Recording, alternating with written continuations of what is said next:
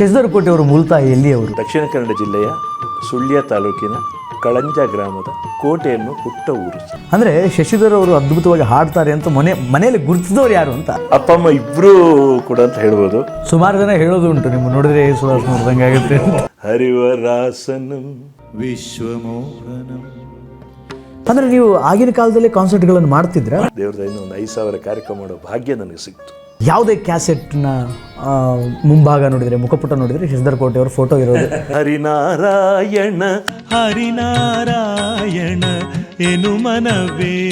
ಬಣ್ಣ ಹಚ್ಚಬೇಕು ಅಂತ ಅನಿಸಿದ್ದು ಯಾವಾಗ? ಆ ಅವಕಾಶ ಹೆಂಗೆ ಬಂತು ಅಂತ? ಈಗ ಭಾಗ್ಯಲಕ್ಷ್ಮಿ ಅಂತ ಅಲ್ಲಿ ತುಂಬ ಖುಷಿ ಕೊಟ್ಟ ಪಾತ್ರ. ಒಳ್ಳೆ ಮಾವ ಅಂತ ಹೆಸರು ಬಂದಿದೆ. ಹೆಂಗಿದೆ ಲೈಫು, ಜೀವನ ಹೆಂಗಿದೆ?